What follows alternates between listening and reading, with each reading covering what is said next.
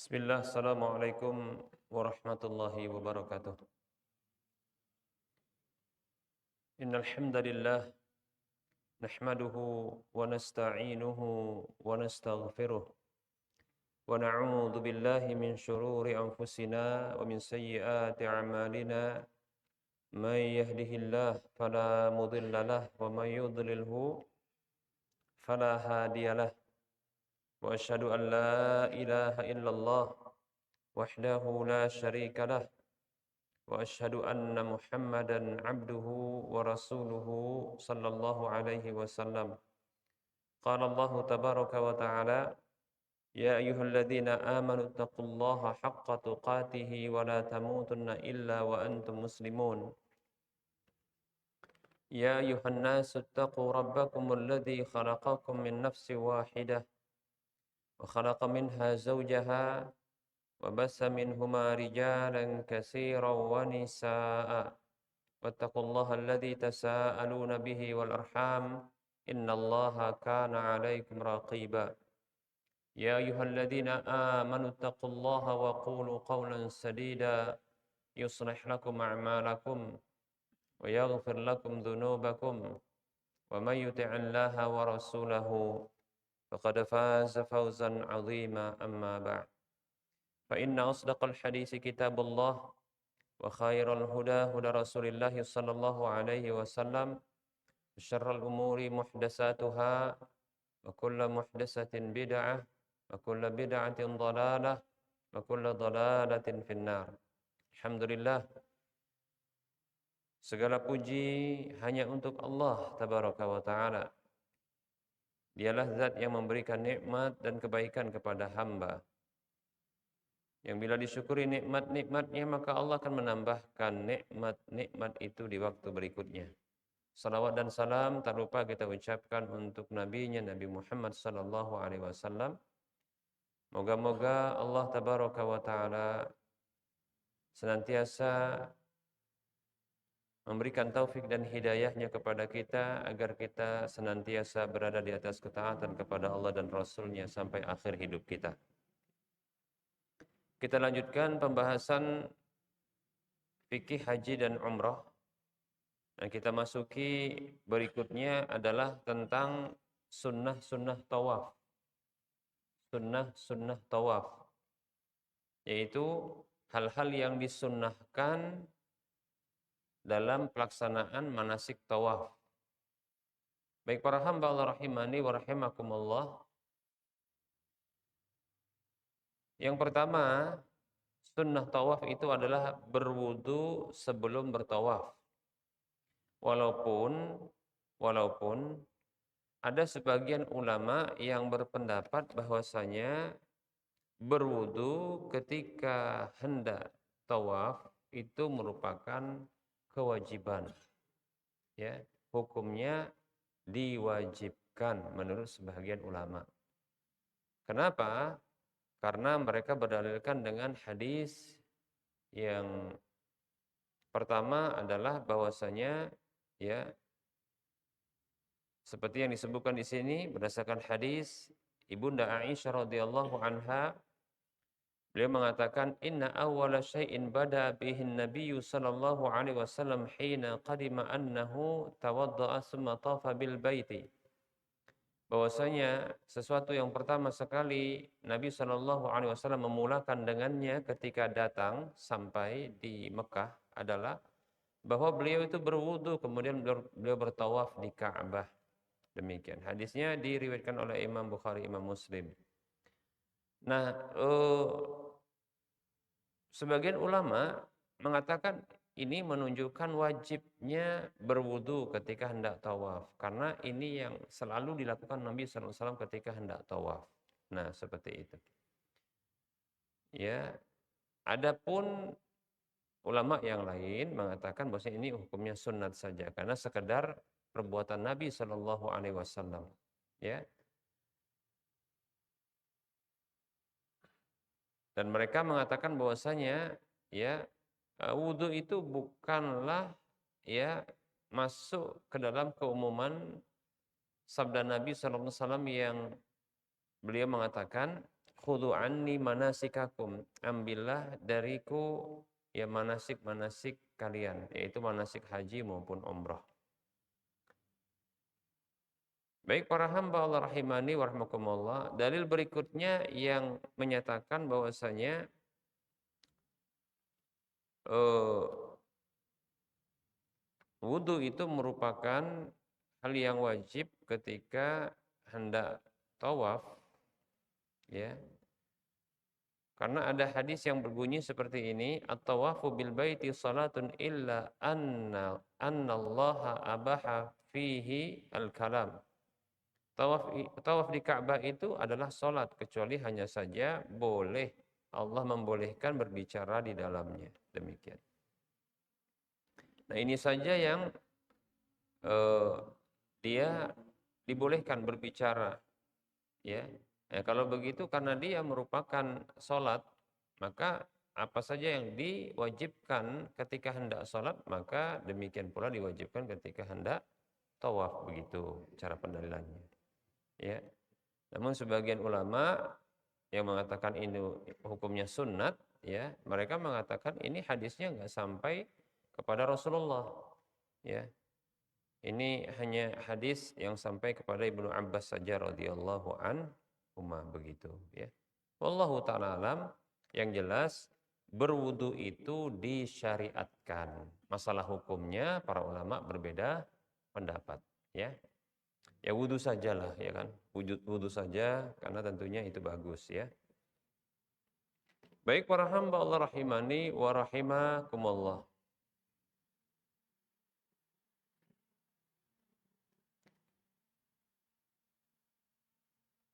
Yang jelas tawaf itu merupakan ibadah. Di dalamnya ada zikir, maka dianjurkan ya untuk ya atau disyariatkan untuk bersuci, ya.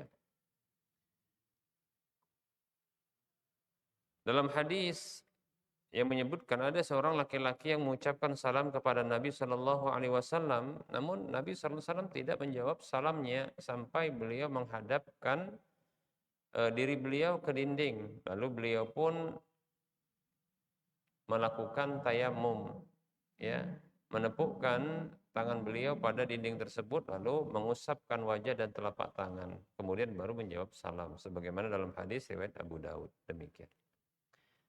Baik para hamba Allah rahimani wa rahmakumullah, hal yang disunnahkan berikutnya adalah al-ittiba. Al-ittiba pakai dot, ya. Ittiba, ya. Namun ini bagi laki-laki saja, tidak bagi wanita. Nah, ini ada yang keliru, ya, ada yang keliru, ya.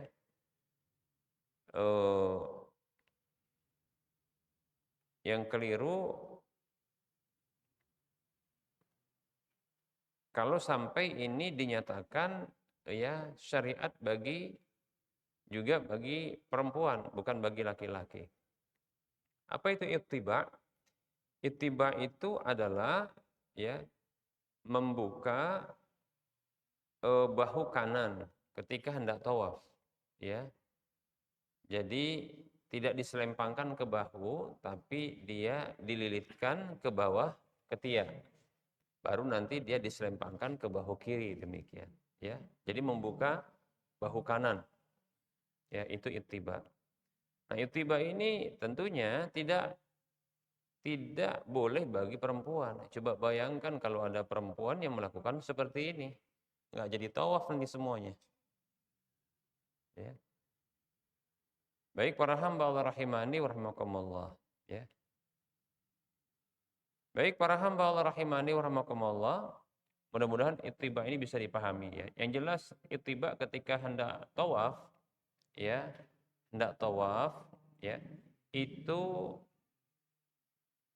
membuka bahu kanan, ya, membuka bahu kanan atau menyingkapkan bahu kanan, ya. Adapun pakaian yang dipakai laki-laki, pakaian ihram itu yang bagian atasnya, nah itu dililitkan ya melewati bawah ketiak lalu diselempangkan ke ya bahu kiri. Nah, seperti itu.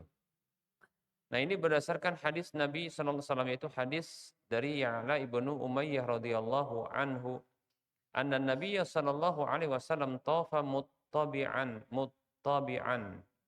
Hadisnya diriwayatkan oleh Imam Abu Daud, Tirmidzi, Ibnu Majah di ketiga kitab sunan mereka, dihasankan oleh Syekh Al-Albani rahimahullahu taala. Kata Ya'la ibnu Umayyah radhiyallahu anhu bahwa Nabi Shallallahu alaihi wasallam melakukan tawaf dalam kondisi muttabi'an, yaitu melakukan ittiba, membuka bahu kanan. Nah, seperti itu. Ya. Dan ini khusus bagi siapa? Bagi laki-laki, tidak bagi perempuan selamanya, ya. Baik. Ingat ini ketika apa? Ketika hendak tawaf. Jadi ketika tawaf itu sudah terbuka dia. Dan perlu diketahui, ya, tawaf yang seperti ini ya melakukan apa namanya? Melakukan ittiba ini adalah tawaf ya kudum. Tawaf kudum. Tawaf kudum, tawaf kedatangan ya. Yang nanti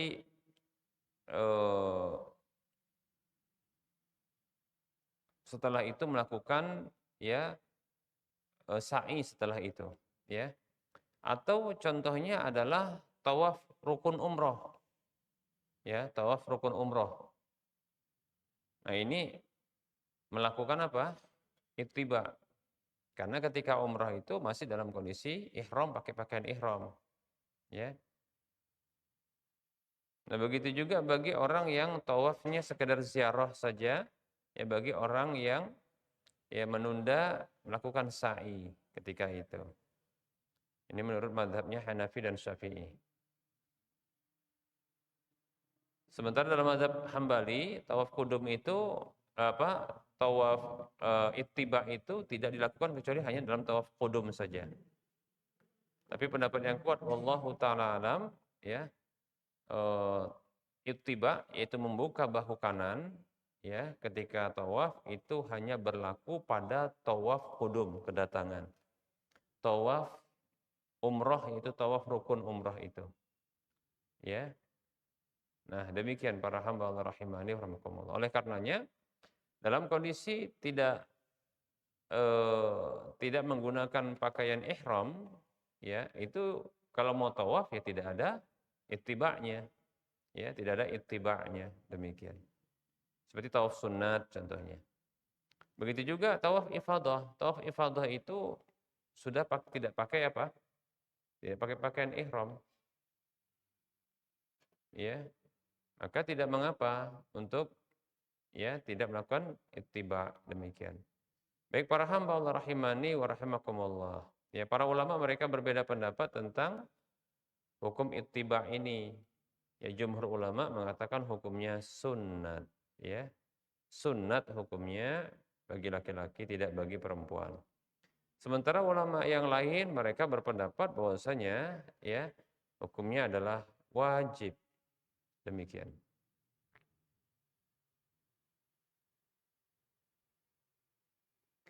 Dan perlu diketahui bahwasanya ittiba ini hanyalah dilakukan ya, hanyalah dilakukan dalam kondisi tawaf saja. Jadi kalau sebelum tawaf, maksudnya ketika dalam kondisi ihram itu jangan melakukan ittiba. Ya. Tidak perlu melakukan ittiba. Lebih-lebih biasanya kalau ihram di mikotnya itu kan ada syariat untuk melakukan salat sunat. Seperti contohnya di Dzul Hulaifah atau Bir Ali itu. Kan mampir ke sana untuk ngambil mikotnya ya agar meletakkan niat untuk ihram di sana. Dianjurkan untuk sholat. Nah dalam kondisi sholat terbuka bahu kanan ini tidak dibenarkan dalam satu madhab. Kenapa? Karena bahu menurut satu madhab itu adalah aurat dalam sholat bagi laki-laki. Paham ya? Membukanya seperti menampakkan aurat dalam sholat. Nah seperti itu. Baik ya. Demikian pula setelah tawaf, katakan ini tawaf kudum, tawaf kedatangan, atau tawaf rukunnya umroh. Nah, hanya setelah tawaf itu dibalikkan lagi, karena setelah itu nanti ada syariat salat sunat tawaf. Salat sunat tawaf nanti kita akan sebutkan, ya. Oleh karenanya ittiba itu sudah tidak diberlakukan lagi setelah tawaf selesai 7 putaran itu, 7 keliling, ya. Maka dikembalikan dia dengan menutup bahu. Karena setelah itu nanti ada syariat apa? Salat sunat. Tak boleh salat sunat dalam kondisi terbuka apa? Bahu. Demikian. Baik para hamba Allah rahimani wa rahimakumullah.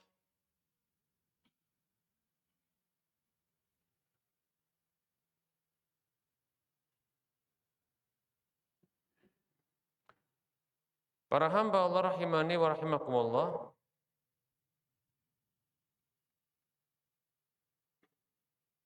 Jadi ittiba itu khusus bagi tawaf, ya. Ittiba khusus bagi tawaf. Bahkan tidak semua tawaf, ya. Tadi sudah kita sebutkan apa tadi yang disyariatkan untuk melakukan ittiba dalam tawaf apa saja? Tawaf qudum, kedatangan itu, kemudian tawaf rukun, ya, dari umroh, demikian, ya. Pokoknya tawaf yang nanti setelahnya ada sa'i. Baik para hamba Allah rahimani wa rahimakumullah. Kemudian yang ketiga, sunnah yang ketiga adalah ar-ramalu. Ramal. Ramal itu artinya bacanya romal, ya, bukan ar-ramlu. Ya. Apalagi dibaca ramlan. Ramlan ini. Jadi ramlan itu nama, ya, ramlan itu. Bahasa Arab itu ramlan, ya. Mungkin orang bilang itu namanya apa? Orang Jawa, ya. Padahal ramlan itu dari kata ar-ramlu, raml, ya. Ramal itu bisa maknanya adalah pasir, tapi dia mimnya sukun, ramlu. Tapi kalau ramal, dia lari-lari kecil, ya, ar-ramalu. Jadi lari-lari kecil di 3 putaran pertama ketika mengelilingi Ka'bah tawaf itu. Ketika tawaf di putaran pertama, ya, di putaran 3 yang pertama, sekali, 2 kali, 3 kali, nah itu dianjurkan melakukan ramal, yaitu lari-lari kecil. Lari-lari kecil itu maksudnya adalah memendekkan langkah-langkah kaki, ya, dalam kondisi mengguncangkan bahu. Nah, seperti itu. Ingat, itu dalam tawaf. Ya. Dan itu larinya bukan lari sprint. Ya, lari sprint nobrok-nobrok nanti. Ya. Dan itu hanya bagi laki-laki. Nah, ini juga ada kesalahan sebahagian orang. Ya, kesalahan sebagian orang. Ya. Bahkan ada yang sebagian apa? Sebagian dai dan ustadz, ya, yang membolehkan atau yang mensyariatkan ramal bagi perempuan, ya. Ini hanya bagi apa? Laki-laki. Demikian, ya. Baik para hamba Allah rahimani wa rahmakumullah. Mana dalil yang menunjukkan bahwasanya ini ramal ini hanya disyariatkan bagi laki-laki, tidak bagi perempuan? Ibunda Aisyah radhiyallahu anha mengatakan, ya, ya ma'syara an-nisa, ya ma'syaran nisa, laisa 'alaikunna ramalun bil baiti lakunna fina aswid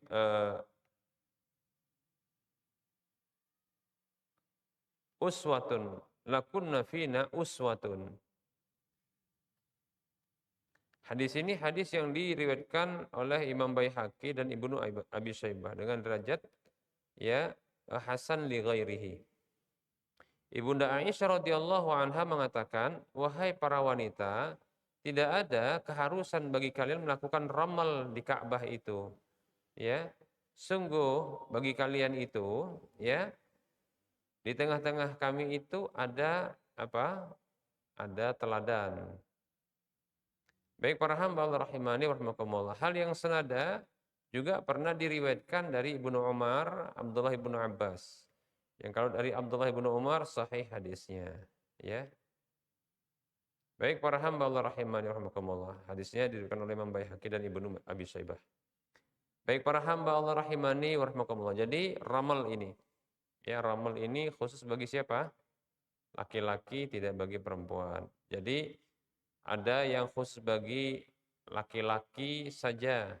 Ada dua di sini, apa itu? Ittiba dan ramel.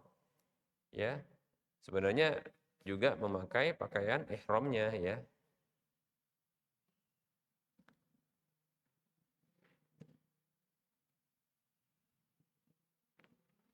Nah, ramal ini disunnahkan sama seperti ittiba. Disunnahkan sama seperti ittiba, yaitu dilakukan di dalam apa namanya? Tawaf yang setelahnya ada sa'i. Demikian.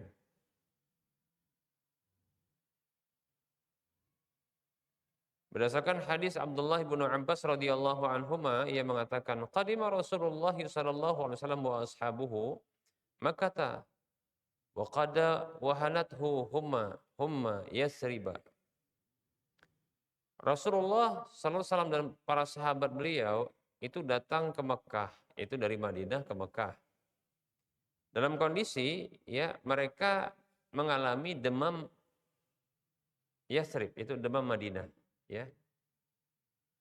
Faqala al-musyrikun, ini demam Madinah terkenal ya, sampai-sampai orang-orang Makkah pun paham. Madinah itu ya waktu namanya Yatsrib itu ya, itu ada namanya Humma Yatsrib. Itu seperti yang kita sampaikan, kalau tidak salah pernah kita sampaikan ya. Nah, itu berbahaya. Ya, dia berbahaya. Ya, bisa bikin lemah minimalnya, bisa bikin mati parahnya. Nah, seperti itu ya. Nah, itu dikenal. Orang-orang luar kalau datang ke sana kadang mau kena dia, ya. Penduduk aslinya saja kadang mau kena, ya. Maka orang-orang musyrik ketika itu mengatakan faqalal musyrikuna, orang-orang musyrik mengatakan innahu yaqdamu alaikum ghadan qaumun qad wahanathum al-humma wa laqaw minha shiddatan fajalasu mimma yalil al-hijra wa amarahumun nabiyyu sallallahu alaihi wasallam an yarmalu salasata aswatin wa yamshu ma bainar ruknaini liyara al-musyrikuna jaladahum. Ya, maka orang-orang musyrik mengatakan sesungguhnya besok akan datang kepada kalian satu kaum orang-orang yang mereka dilemahkan oleh penyakit demam mereka. Ya, dan mereka menemukan kesulitan darinya. Ya, jadi agak berat gitu badannya, geraknya, ya. Maka mereka pun duduk ya di dekat dari Hijr Ismail. Nontonin ini, ya, nontonin kaum muslimin itu tawaf, ya. Nabi SAW memerintahkan mereka untuk melakukan ramal tadi 3 putaran. Jadi tunjukkan sama orang-orang musyrik ini ramal itu. Ya, memang asalnya ini dia. Sebab itu ramal ini yaitu adanya ungkapan orang musyrik ya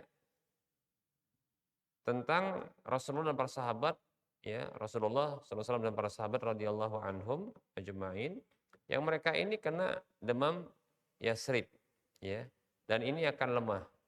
Nah, maka Nabi memerintahkan untuk menunjukkan jangan lemah di hadapan orang-orang musyrik itu. 3 putaran lari-lari. Kemudian nanti berjalan ya di antara 2 rukun tersebut agar orang-orang musyrik itu melihat ya kekuatan mereka, ya, semangat mereka itu. Faqala musyrikun, ya, orang-orang musyrik pun berkomentar, haula'il ladzina za'amtum annal humma qad wahanathum. Haula'i ajladu ya min kadza wa kadza. Orang musyrik itu komentar, ini mereka ini yang kalian persangkakan bahwasanya demam itu telah melemahkan mereka. Nah, tengok ini orang ini, mereka ini ya, lebih hebat, lebih semangat gitu ya ketimbang ya begini dan begitu disebutkan oleh mereka ya. Hadisnya riwayat Bukhari Muslim. Nah, ini terjadi ketika ya di umrah qadha di tahun yang ke-7. Ya. Maka jadilah ramal, tindakan lari-lari kecil itu ketika di 3 putaran tawaf yang pertama itu sunnah, ya. kemudian sisanya nanti baru jalan kaki, demikian. Ya baik para hamba Allah rahimani rahimakumullah. Ini terus ya, berlaku terus nih. Ya, bukan hanya ketika itu saja. Walaupun itu namanya sebab, namanya asbabul wurud, sebab datangnya hadis tersebut, ya. Namun ini berlaku terus. Kenapa? Karena Nabi SAW ketika haji wada beliau, dan itu setelah penaklukan kota Mekah, ya, dan orang-orang sudah berbondong-bondong masuk ke dalam agama Islam, ya. Namun didapatkan itu di tahun ke-10 ya, yang haji, yang Rasul melakukan haji wada. Maka Jabir mengatakan radhiyallahu anhu, faramala salasan wa masya arba'an. Rasulullah itu melakukan ramal 3 kali putaran, ya, dan berjalan di 4 putaran yang terakhir, demikian. Hadisnya riwayat Bukhari Muslim. Nah, seperti itu. Begitu juga dalam hadis Abdullah bin Umar radhiyallahu anhuma, sa'an Nabi sallallahu alaihi wasallam salasata aswatin wa masya arba'atan fil haji wal umrah minal hijri ilal hijri. Minal hajari ilal hajari, demikian, ya. Abdullah bin Umar mengatakan Nabi Shallallahu alaihi wasallam itu melakukan lari-lari kecil itu di 3 putaran dan berjalan di 4 putaran, baik itu dalam haji maupun umroh, yaitu dari Hajar Aswad ke Hajar Aswad lagi, demikian. Hadisnya diriwayatkan oleh Imam Bukhari, Imam Muslim, ya.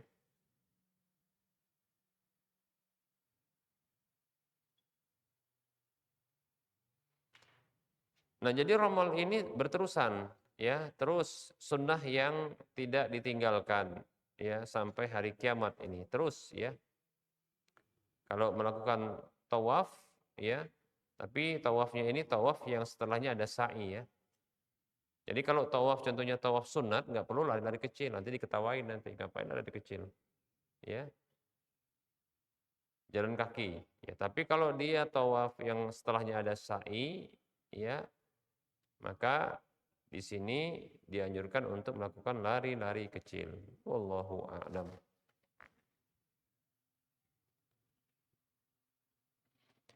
Nah, jadi ramal ini berterusan terus, hukumnya sunat, dan itu sunat yang terus, ya, seterusnya, tidak dimansuh, tidak dihapus, ya. Walaupun sudah hilang alasannya, ya. Itu sebabnya di mana orang-orang musyrik komentar untuk menghilangkan dugaan bahwasanya kaum muslimin lemah, maka dibuat ramal, tapi ternyata ramal ini berterusan, ya. Bukan ketika itu saja tapi berterusan.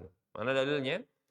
Umar bin Khattab radhiyallahu an, ya, kana hamma an yatrukahu, qala malana walir ramali wa inna ma kunna ra'ayna bihil musyrikin wa qad ahlakahumullah, summa qala syai'un sana'ahu Allahu sana'ahu an-nabiyyu sallallahu alaihi wasallam fala nuhibbu an natrukahu. Hadisnya hadis riwayat Bukhari Muslim. Umar bin Khattab radhiyallahu anhu mengatakan, ya, Umar bin Khattab dahulu pernah berkeinginan untuk meninggalkan ramal itu, lari kecil di 3 putaran pertama ketika tawaf. Dengan ungkapan beliau, ada apa gerangan kita dengan ramal ini? Gitu katanya, ya. Sesungguhnya kami dahulu, ya, menampakkan ramal itu di hadapan orang-orang musyrik untuk kelihatan lebih, ya, lebih kuat agar nggak terhina, ya, di hadapan orang-orang musyrik. Sungguh Allah telah membinasakan mereka, sudah habis mereka, demikian, ya. Tapi kemudian beliau mengatakan, syai'un sana'ahun nabiyyu sallallahu alaihi wasallam fala nuhibbu an natrukahu. Sesuatu yang dibuat oleh Nabi sallallahu alaihi wasallam, maka kami tak suka untuk meninggalkannya. Masya Allah, ya, bagus banget, ya. Hadisnya diriwayatkan oleh Imam Bukhari, Imam Muslim. Baik, ya. Baik. Nah, bagaimana kondisinya apabila dalam kondisi ketika itu macet atau crowded? Kredit atau crowded? Crowded. Crowded, ya. Crowded berarti macet.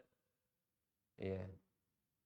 Macet gitu ya, padat, macet, pacet gitu ya. Pokoknya cet payah mau gerak. Rame orang. Terus gimana? Apakah harus lari kecil? Ya, kalau enggak bisa jangan dipaksain lah gitu ya. Ya lucu lah ketika dalam kondisi berhenti, gitu kan? Ya, lucu ya kan? Masa dalam kondisi berhenti begini-begini dia kan, gitu kan? Ya, untuk apa ya? Jadi kalau memang betul-betul macet nggak masalah. Tapi kalau bisa bergerak lagi, kemudian bisa melakukan lari kecil, ya silahkan ya. Tapi kalau tidak bisa maka tidak mengapa, ya.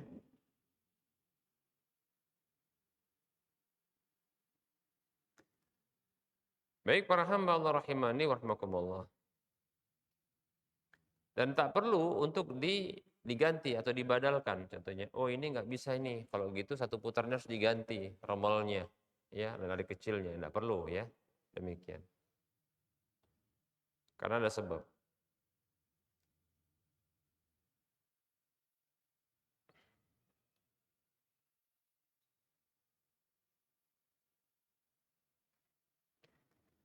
Baik para hamba Allah rahimani wa rahimakumullah. Berikutnya yang disunnahkan di dalam tawaf ini adalah menyentuh Hajar Aswad. Ya, menyentuh Hajar Aswad, ya, kemudian menciumnya di setiap putaran kalau bisa. Jadi ketika hendak memulai, cium, sentuh, sentuh, cium. Nah, gitu. Sentuh, cium. Sentuh, cium. Setiap kali putaran. Putarannya dari mana? Hajar Aswad kembali ke Hajar Aswad kan gitu kan. Jadi ketika pertama sekali sentuh dicium kalau bisa. Begitu juga kalau nanti muter lagi sampai ke Hajar Aswad. Sentuh, cium. Ingat ya, yang disentuh itu adalah Hajar Aswad, yang dicium juga Hajar Aswad. Jangan nyentuh yang lain, dicium yang lain. Sentuh, tengok pula, ada pula ini, ya kan? Gadis Turki. Nah, itu. Disentuhnya, dicium pula yang lain kan gitu. Enggak boleh ya. Jadi yang disentuh adalah Hajar Aswad, kemudian mencium Hajar Aswad. Baik. Nah, itu kalau memungkinkan, ya. Berdasarkan hadis, ya, hukumnya sunat ya, nggak wajib, ya. Hukumnya sunat tidak wajib. Berdasarkan hadis Abdullah bin Umar radhiyallahu anhuma, yang mengatakan raaitu Rasulullah sallallahu alaihi wasallam hina qadima Makkah idza istalama ar-rukna al-aswada awwala ma yatufu yakhubbu salasata atwafin minas sab'i, ya. Hadisnya hadis yang dikeluarkan oleh Imam Bukhari, Imam Muslim. Abdullah bin Umar radhiyallahu anhu mengatakan, aku melihat Rasulullah sallallahu alaihi wasallam ketika datang ke Mekah,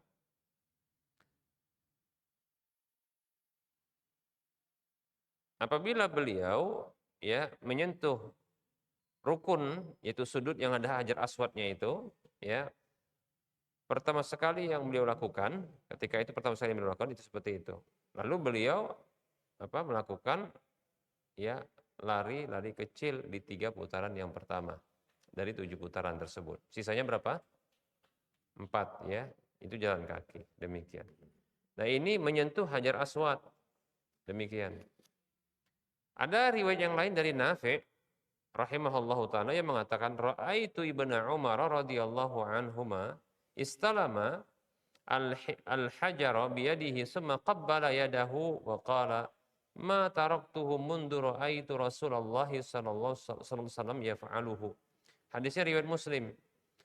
Kata Nafi, bekas budaknya Abdullah bin Umar radhiyallahu anhuma, ia mengatakan, aku melihat Abdullah bin Umar radhiyallahu anhuma menyentuh Hajar Aswad dengan tangannya, kemudian mencium tangannya. Itu yang kalau tidak bisa mencium Hajar Aswadnya, maka mencium tangannya.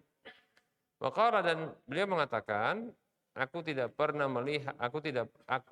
akan meninggalkannya semenjak aku melihat Rasulullah SAW melakukannya.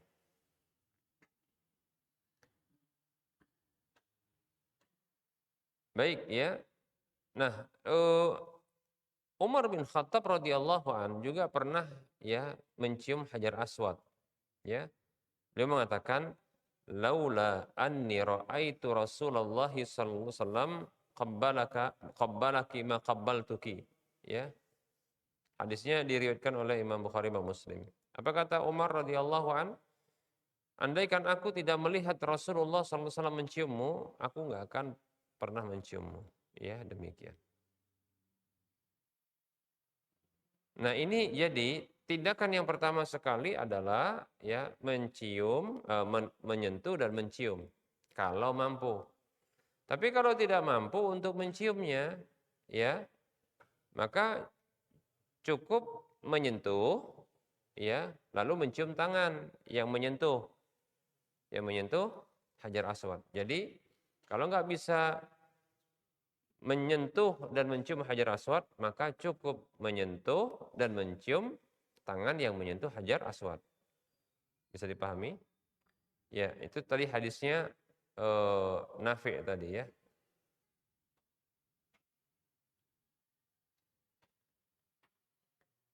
Baik ya, para hamba Allah rahimani rahimakumullah. Namun kalau tidak bisa juga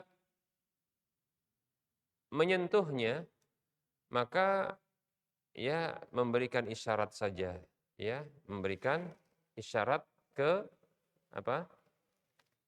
Ke Hajar Aswad, demikian.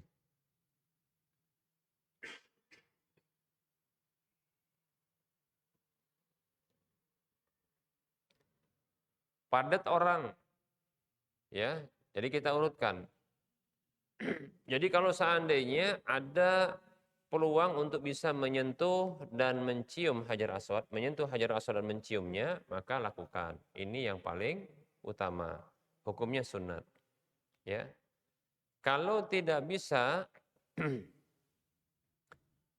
kalau tidak bisa mencium, maka cukup menyentuh saja. Lalu mencium apa? Tangan yang menyentuh Hajar Aswad. Kalau tak bisa juga ya karena terlalu jauh dan ramai orang, nah disebutkan ya silahkan menyentuhnya dengan tongkat. Nah itu boleh. Seperti Rasulullah pernah melakukan hal itu. Ya.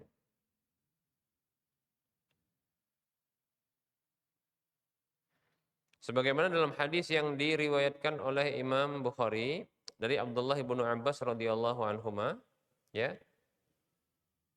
Tawafan Nabi sallallahu alaihi wasallam fi hijjatil wada'i ala ba'irin yastalimu ar-rukna bi mihjan. Ya. Hadisnya riwayat Al-Bukhari.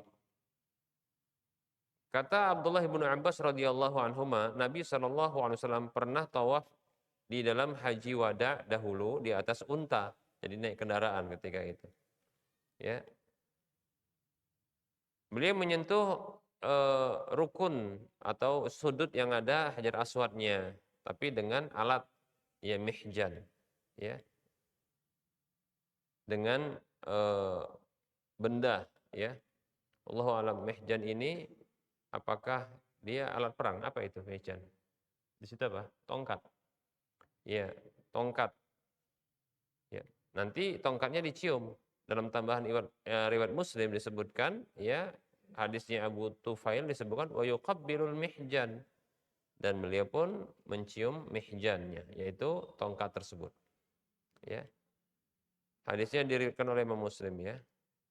Nah, kalau tidak mampu untuk menyentuhnya juga, ya, dengan tangan, dengan tongkat, ya sudah, ya cukup kasih isyarat saja, ya, ke arah Hajar Aswad. Isyarat ke Hajar Aswad, demikian, ya. Berdasarkan hadis Abdullah bin Abbas radhiyallahu anhuma yang mengatakan tafan Nabi sallallahu alaihi wasallam bil baiti ala ba'irin kullama atar rukna asyara ilaihi bi syai'in kana indahu wa kabbara. Hadisnya diriwayatkan oleh Imam Bukhari. Kata Abdullah bin Abbas radhiyallahu anhuma, dahulu Nabi sallallahu alaihi wasallam tawaf di Ka'bah ya di atas unta. Jadi boleh dengan kendaraan. Ya. Kalau sekarang ya nggak bisa kendaraan itu, yang ada barangkali skuter ya, ada skuter bisa. Tapi skuter nggak bisa di bawah, dia di atas, di lantai 2, di lantai 3 kalau nggak salah. Tapi nggak gratis, dia berbayar ya.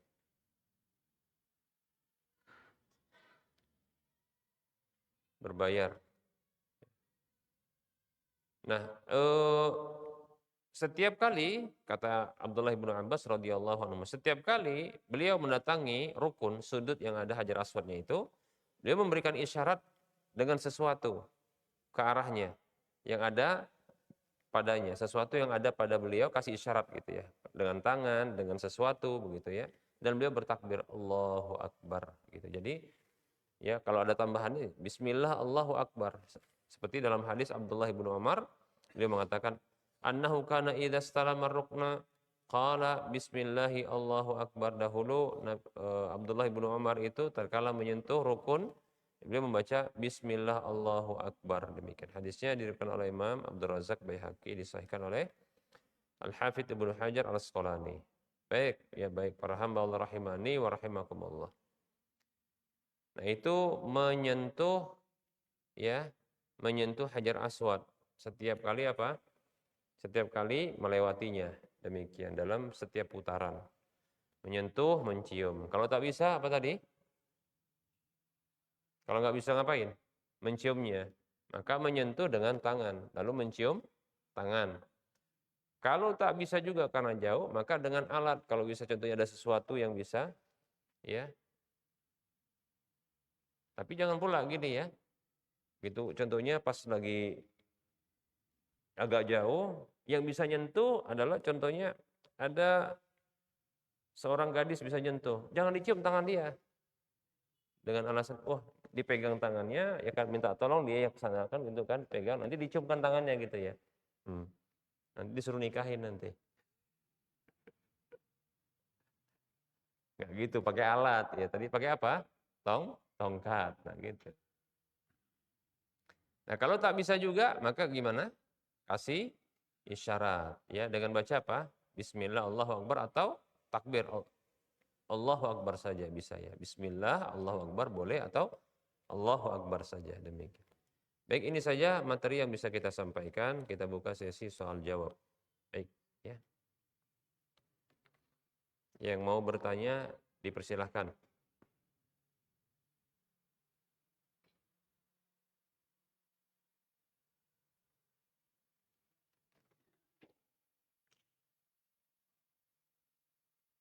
Baik, kalau tak ada yang bertanya, ini ada pertanyaan ini. Assalamualaikum Ustaz, apa itu khidbah? Ya. Apa itu khidbah? Kalau ada anak gadis anak mau dikhidbah, bagaimana menurut syariat katanya? Gimana tata caranya? Mohon infonya Ustaz ya. Yang khidbah siapa? Ustaz atau siapa nih? Baperan ya? Baik, waalaikumsalam warahmatullahi wabarakatuh. Khidbah. Khidbah itu artinya apa? Melamar atau meminang. Ya, melamar atau meminang. Ya. Melamar atau meminang ini adalah tahapan yang dilakukan sebelum tahapan apa? Akad nikah. Ya. Dan sebelum melamar atau khidbah ini dianjurkan untuk melakukan nadhar, yaitu melihat. Ya. Dan melihat itu ada dua modelnya. Ya. Melihat yang tidak disiasati untuk bertemu, ya. Yang kedua, melihat yang bisa dipertemukan masing-masingnya. Kalau melihat ya nazar itu tanpa disiasati ya, maka silahkan ya seseorang yang memang ingin menikahi seorang wanita, maka diperbolehkan bagi dia untuk melihat. Bahkan kalau terlihat auratnya menurut pendapat yang kuat itu boleh. Ya. Walaupun para ulama berbeda pendapat. Ya ada 3 kalau nggak salah ya.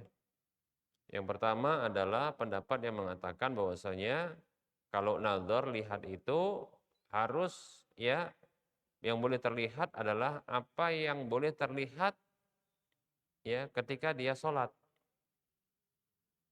Berarti apa? Biasanya muka dan telapak tangan, nah seperti itu. Jadi hanya melihat dalam kondisi dia itu menutup aurat kecuali muka dan telapak tangan. Ini pendapat yang pertama. Kemudian yang kedua, pendapat yang mengatakan ya nazar itu boleh melihat apa yang dilihat oleh mahramnya. Berarti tempat-tempat yang ada perhiasan. Contohnya apa?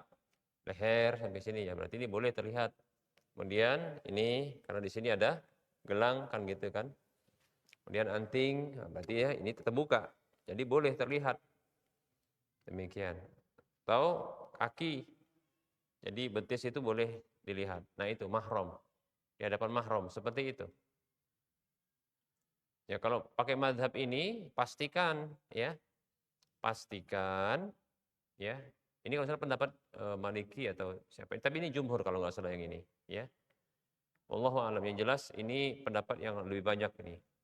Nah, ini pastikan si akhwat pihak si akhwat itu pertama berpendapat juga yang sama. Ya. Yang kedua adalah dia rela. Bisa jadi dia berpendapat, "Iya, saya berpendapat itu, tapi saya malu," katanya, kan gitu.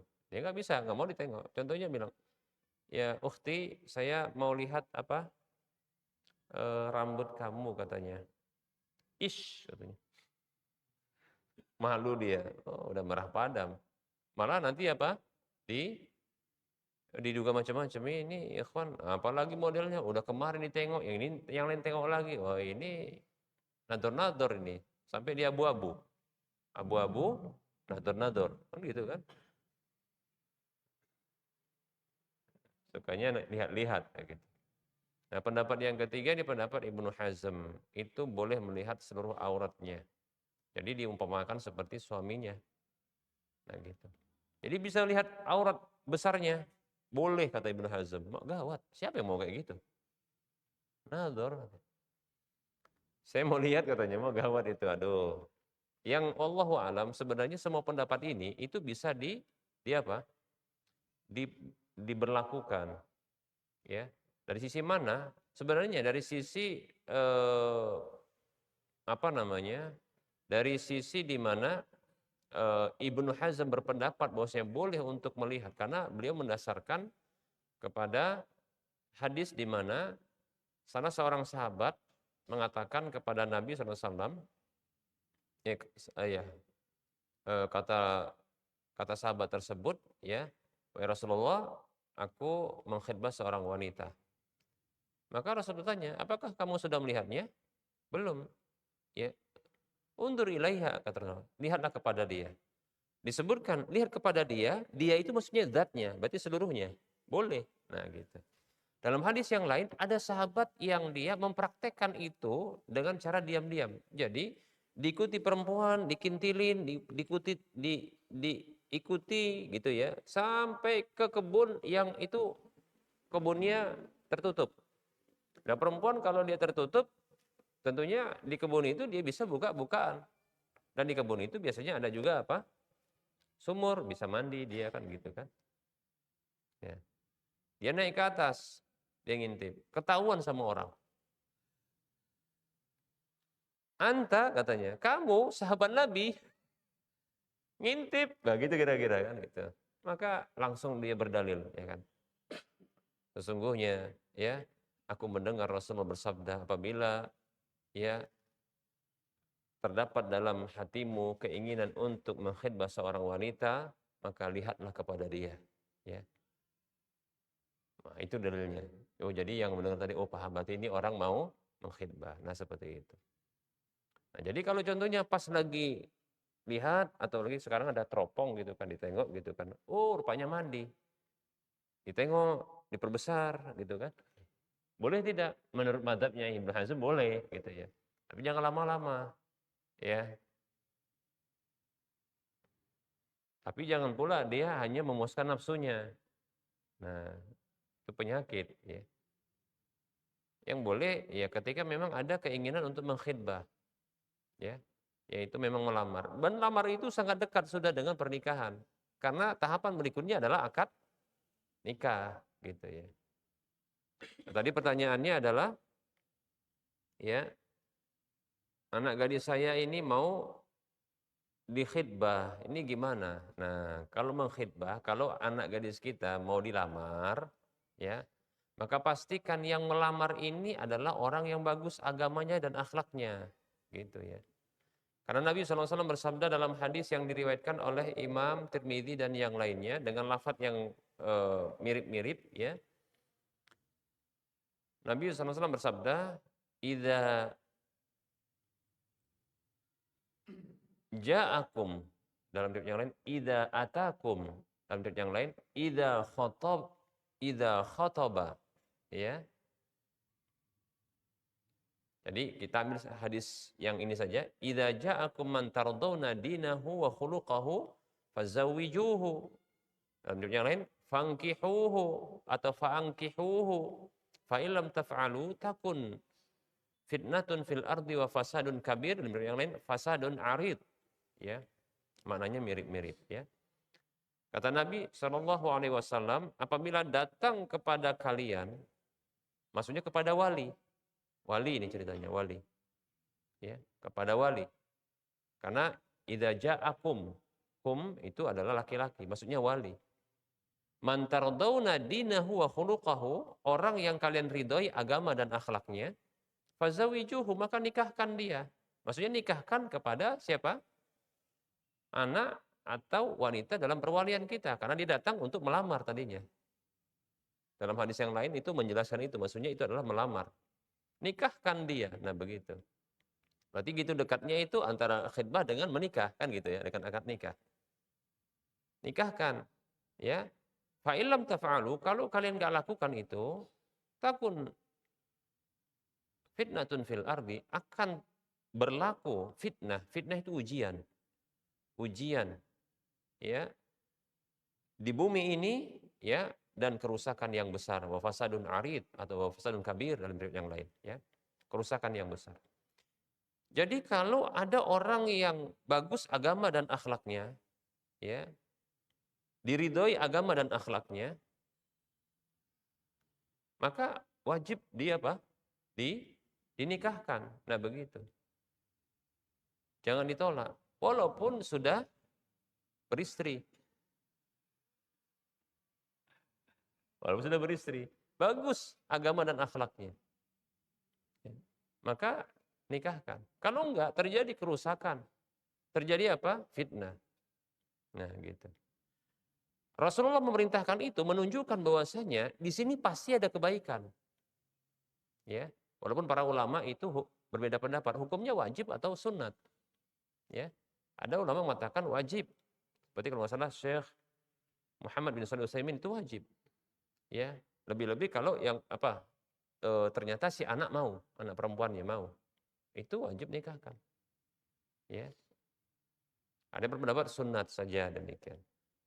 Ya, yang jelas ini ada ancamannya. Terjadi apa kalau ditolak? Apa yang terjadi? Fitnah. Fitnah itu bisa jadi fitnah pada agama. Ujian yang akan menimpa agama mereka. Kalau enggak nanti pasangannya, itu suami yang datang, yang lain itu yang dinikahkan, ya, atau kepada siapa? Sang anaknya, atau kepada mereka jadinya. Dan yang jelas ini hadis ini enggak mungkin dusta. Tapi ingat ya, kalau yang datang itu bagus agama dan akhlaknya. Bagus agama dan akhlaknya ini maksudnya bukan, oh aku ini bagus agama dan akhlaknya. Bukan, itu maksudnya bahasa tadi apa? Diridhoi. Berarti kalau bagi orang, wali dia yang punya anak perempuan atau ada di bawah perwaliannya itu, ada perempuan di bawah perwalian dia seperti kakaknya. Dia lihat yang datang ini diridhoi agama dan akhlaknya. Tapi perlu diketahui, diridhoi agama dan akhlaknya ini dua hal yang berbeda. Yang pertama, diridhoi agama. Diridhoi agama, ya, ini sebenarnya adalah diridhoi akhlaknya. Tapi ketika Rasul membedakan, ini menjadi dua hal yang berbeda.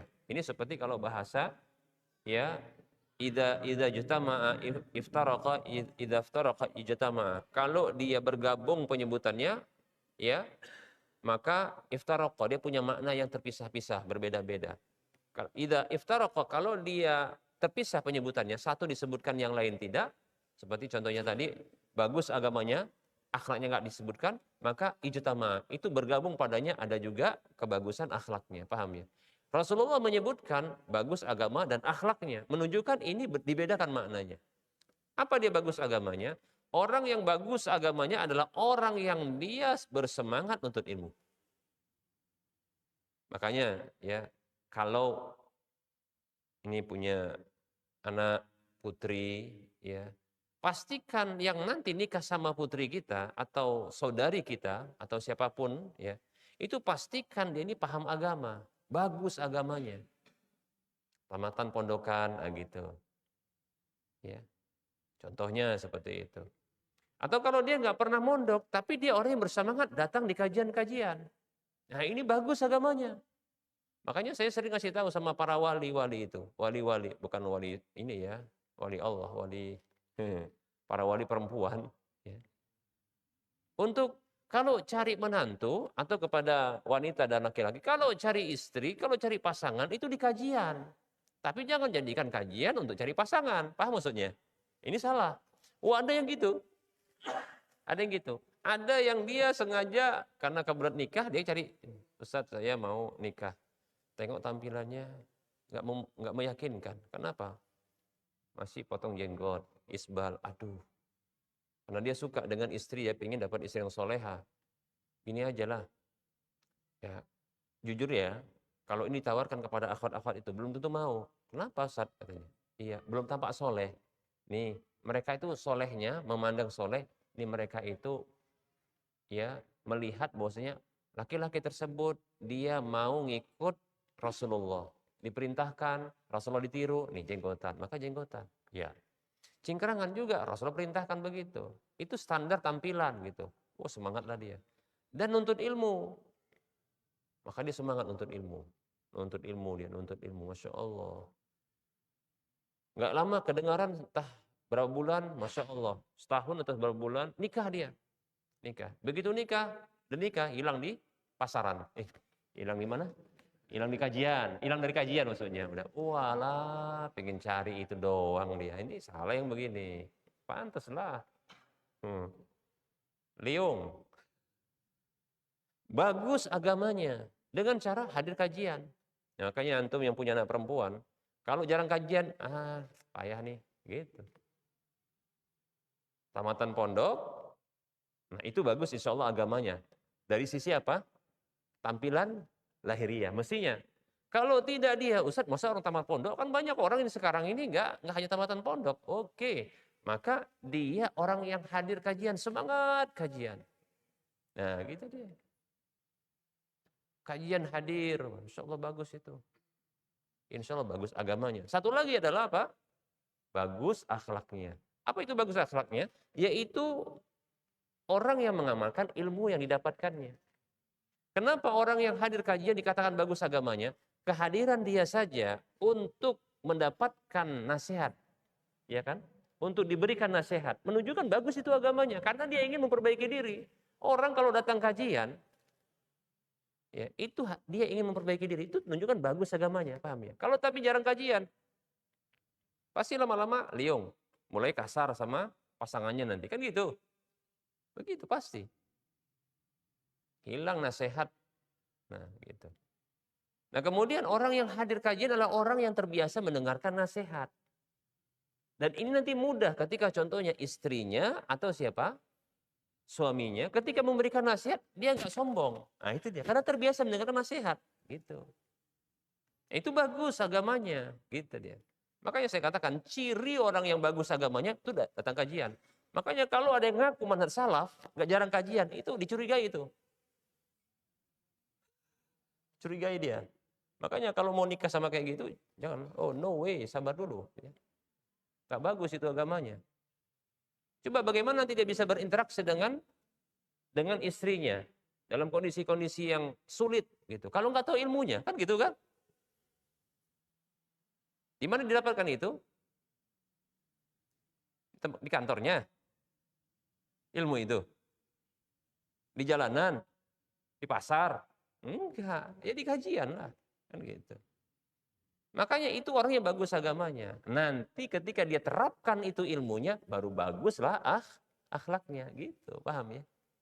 Nah, dan orang yang datang ke kajian insya Allah itu kelembutan hatinya, memang lembut dia. Lebih-lebih contohnya, yang ngisi kajian lebih muda ketimbang dia.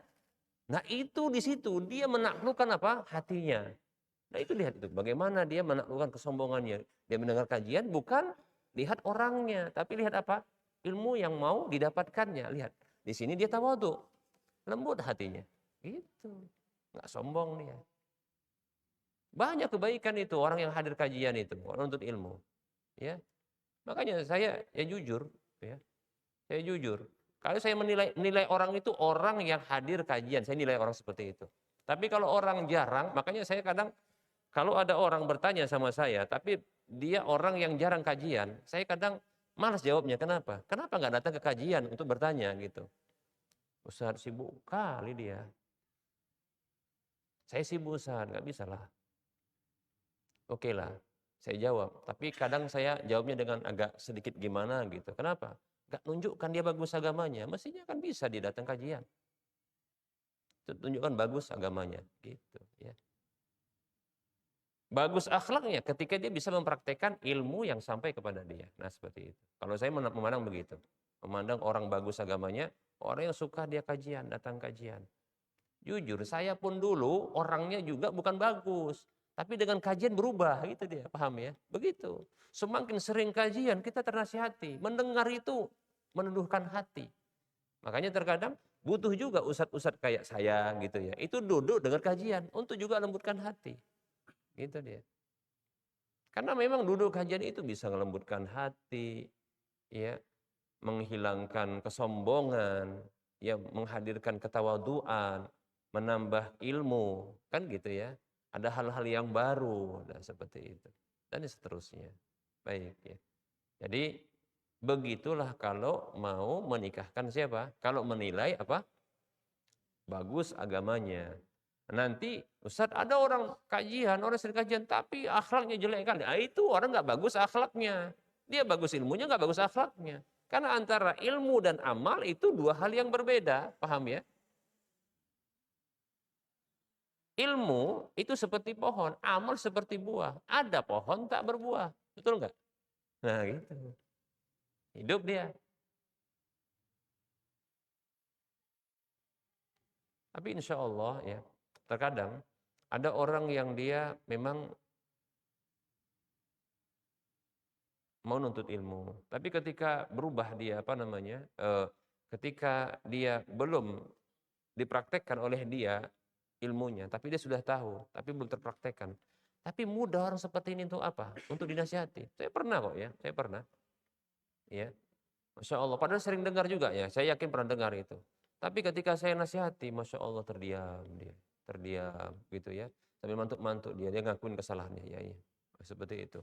Seperti ada yang dirasakan kurang begitu. Ketika adab saya tegur, nah gitu dia. Alhamdulillah. Tapi kalau orang nggak pernah duduk di kajian, dengarkan nasihat gitu, dia kayaknya panas saja mau kanan, kiri, mau kemana? Karena nggak biasa dengar kajian. Nah itu kan, pasti begitu. Nah, makanya kalau kita mau bagus agamanya, maka apa? Hadir kajian. Nah, bukankah Rasul mengatakan sallallahu alaihi wasallam, "May yuridillahu bihi khairan yufaqihu fid din." Siapa saja yang Allah inginkan melekat kebaikan itu padanya, maka yufaqihu fid din, Allah berikan pemahaman agama kepada dia.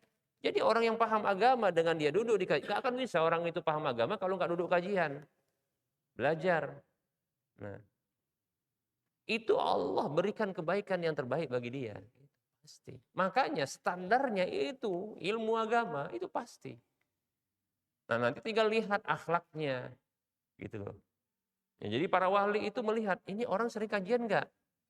Oh sering kajian, ditanyalah di mana dia kajian. Makanya kita kan selalu gitu, di mana kajian, nah gitu kan. Coba apa namanya? Kalau buat biodata itu apa namanya? CCTV, CV. CV ya. Apa tuh? Kurikulum vitae ya kan. CV. Nah, itu kan nanti ada itu coba yang kosong itu diisi. Di mana saja kajian disebutkan 1 2. Nanti kalau yang paling banyak dia itu akhwat paling suka gitu. Sebenarnya di kalangan mereka sudah begitu. Tapi sayangnya ketika lajang semangat, ketika menikah melempem. Kenapa? Yang sudah didapat, sudah jadikan, sudah dapat. Nah, itu dia. Kata sebagian ulama, ilmu itu mati di antara 2 selangkangan wanita. Gitu katanya. Iya ada gitu. Kenapa? Habis dia ilmunya. Kenapa? Iya, semangatnya habis. Kenapa? Udah biasa enak begitu. Padahal dulunya masih muda, semangatnya luar biasa belajar, datang kajian. Begitu nikah, udahlah. Awalnya apa? Ustaz, bulan madu. Kan cukup seminggu. Ustaz, bulan madu 1 bulan katanya. Oh iya 1 bulan iya. Salah kita halimun ya kan. Bulan madu. Oh iya 1 bulan ya. Baik, 1 bulan. 1 bulan ngilang, rupanya berbulan-bulan ngilangnya. Oh alah, wah. Udah keenaan. Hilang dia. Jadi gitu ya, yang punya anak-anak perempuan, yang putri, ya. Nah, kita pastikan ya, yang mau ngelamar kita itu adalah melamar anak kita itu, ngelamar anak kita itu bagus agamanya, bagus akhlak. Jangan serahkan anak kita dalam kondisi enggak tercukupi dua syarat ini. Kalau enggak bahagia. Kenapa? Nah ini dia. Kalau dia bagus agamanya, bagus akhlaknya, berarti dia soleh. Kalau orangnya bagus seperti ini, ketahuilah. Kalau dia tak suka, nggak akan berbuat dolim dia sama pasangannya, sama anak kita. Nggak akan didolimi anak kita. Gitu. Tapi kalau dia cinta, maka akan dimuliakan sama dia. Itu dia. Nah, itu mestinya. Ya. Pastikan yang melamar anak kita adalah apa? Yang punya anak perempuan. Ya. Dia bagus agamanya, bagus akhlaknya gitu. Nggak mesti jadi ustadz, nggak mesti. Bukan harus ustadz itu yang datang, enggak. Tapi lihat ini semangat enggak? Gitu. Makanya kita gini, kalau udah datang, Pak, saya mau datang. Oh, mau ngapain ya? Oh. Atau siapa ini? Oh, fulan, anaknya fulan. Oh, gitu. Saya mau ini ada sesuatu. Udah ketahuan ini kayaknya mau ngelamar ini, ada mau sama anak gitu kan. Udah kasih di mana ini siapa dia, kemudian tanyakan sama orang-orang. Sibuk kita. Jangan asal kalau nanya sama dia nanti dia bisa bohong, paham kan? Nanya sama orang sekitar, nanya sama orang-orang yang dia tidak kita ketahui, kita ingin cari tahu tentang dia. Tentang temannya ini. Gimana tentang si fulan? Begitu. Jangan dikasih sembarangan aja. Ya. Bagus agamanya, bagus akhlaknya. Nah, seperti itu. Pastikan. Ya. Ya setidaknya kalaupun anak kita pun kurang, kita harapkan nanti bisa dididik sama dia kan gitu. Jangan sampai dihajar sama dia. Kita pengen anak kita diajar sama dia, bukan dihajar sama dia. Paham ya? Gitu.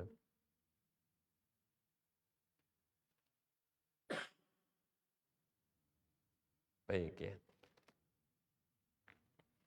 Wallahu a'lam. Ya silakan mau bertanya. Ya. Lamar.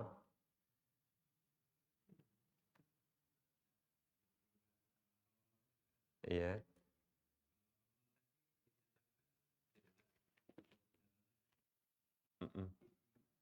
Ittiba semua sampai 7 putaran bisa selesai. Iya. Samanya itu adalah tadi disebutkan dia untuk tawaf yang setelahnya ada sa'i, itu dia samanya di situ. Ya. Baik, ini ada pertanyaan lagi. Assalamualaikum warahmatullahi wabarakatuh. Waalaikumsalam warahmatullahi wabarakatuh. Afan Ustaz izin bertanya, saya ibu rumah tangga Dari 2 orang anak, keseharian saya ya hanya mengabdikan diri saya untuk keluarga, terutama anak yang masih sekolah dasar. Pertanyaan saya, pantaskah suami merendahkan saya ini hanya mengurus rumah tangga, dinilai tidak bisa menghasilkan value, value, value, apa bacanya sih? Value. Fulus, ya dah fulus. Bisa dinilai tidak bisa menghasilkan fulus, membantu meringankan kebutuhan keluarga. Dibilang bodoh dan tak bisa apa-apa. Mak, Jang, bolehkah saya marah Ustadz di saat apa yang sudah sejauh ini saya lakukan sementara saya seorang istri yang harus selalu taat pada suami? Ini direkam, nggak perlu.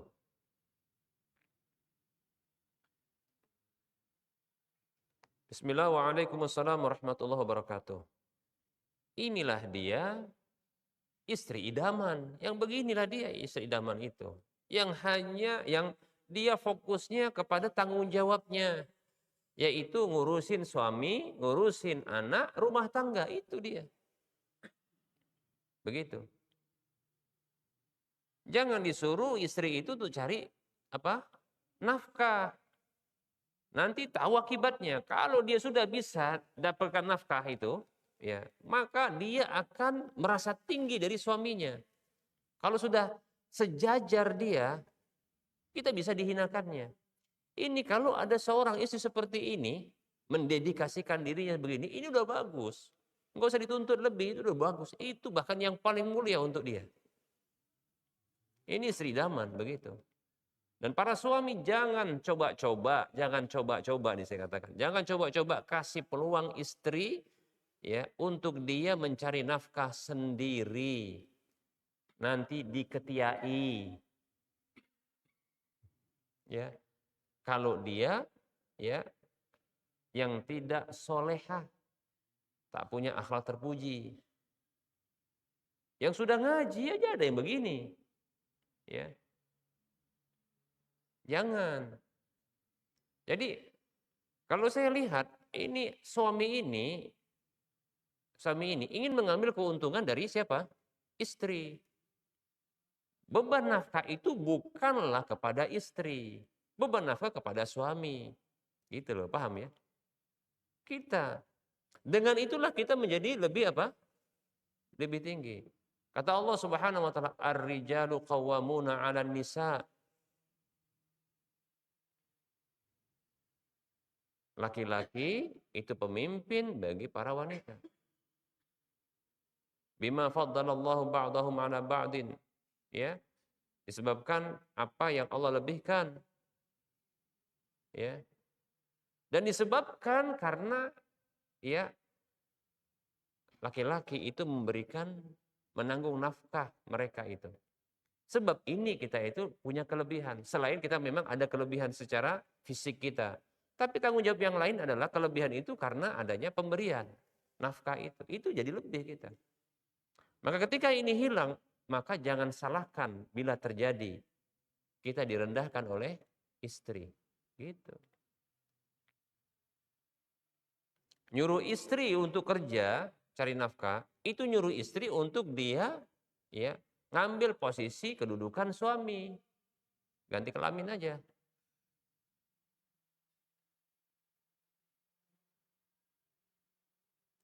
Oh, kalau saya malah lebih senang lagi yang begini, memang ini. Ya, kalau suruh istri di rumah saja sudah. Istri di rumah jadi permaisuri, jadi apa? Jadi putri, dan gitu. Ya kita cari istri lagi. Kita cari apa? Nafkah. Kita cari nafkah. Ya, kita penuhi nafkah gitu. Ya. Kalau istri contohnya istri, Bang atau mungkin dipanggil Abi gitu kan, atau sayang pengen ngajar. Baik, apa motivasi ngajar? Kalau ngajar cari duit, bilang no way. Kalau ngajar cari duit jangan. Tapi kalau ngajar mau apa? Memberikan ilmu silakan. Gitu, niatnya ini diperbagus. Pun kalau dia contohnya sudah dapat pendapatan, itu hak dia, bukan hak suami, paham? Itu hak dia, bukan hak suami. Nggak ada hak suami terhadap harta dia, harta istri. Ya.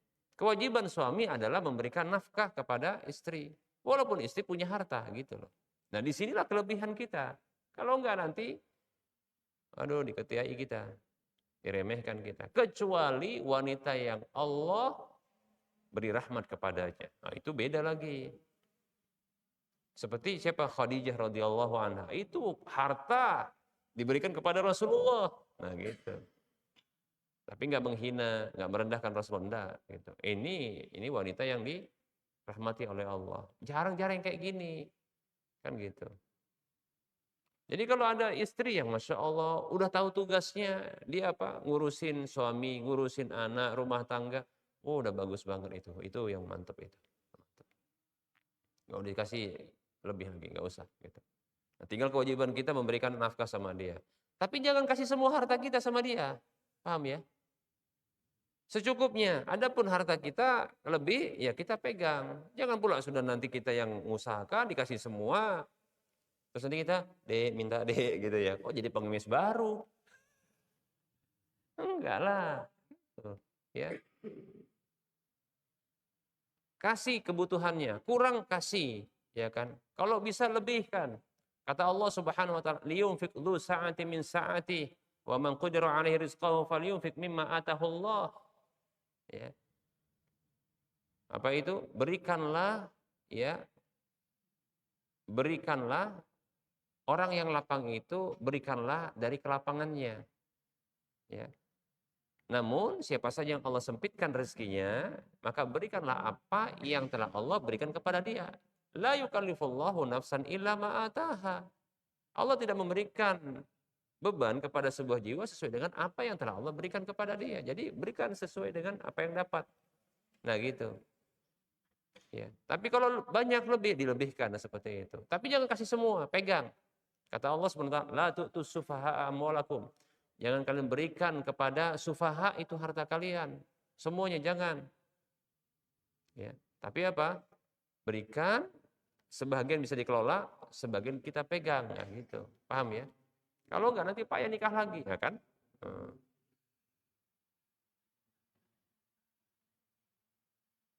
Harta dikuasai semua sama istri. Ini ciri wanita yang solehah, ya, yang seperti ini, yang tahu tugasnya, ya, tanggung jawabnya, yaitu apa? Ngurusin suami, ngurusin anak-anak, dan ngurusin rumah tangga. Masya Allah, sudah, ya. Kalau kalau seandainya ini saja yang dimiliki oleh istri, tak perlu dia apa namanya punya keahlian khusus. Ini keahlian dia, ya, keahlian dia. Maka ini luar biasa. Ini wanita soleha. Selain juga dia menjaga hak-hak Allah, menjaga hak-hak siapa? Suaminya, menjaga hak-hak anaknya, demikian. Ini insya Allah Taala sudah soleha. Ya. Maka ini lebih baik daripada dunia dan seisinya. Bahkan dialah apa? Perhiasan dunia. Ya.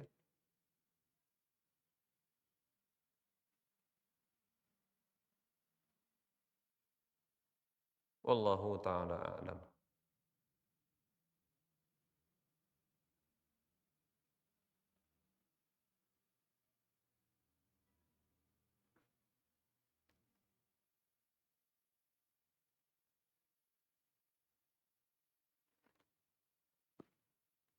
Baik, ada yang lain cukup?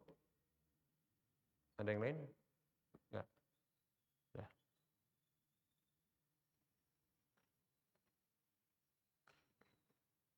Baik, kalau tak ada, kita cukupkan saja. Mudah-mudahan bermanfaat. Mohon maaf atas segala kekurangan. Kita ketemu lagi di lain kesempatan. Wassalamualaikum warahmatullahi wabarakatuh. Subhanakallahumma wa bihamdika asyhadu an la ilaha illa anta astaghfiruka wa atubu ilaika walhamdulillahirabbil alamin. Assalamualaikum warahmatullahi wabarakatuh.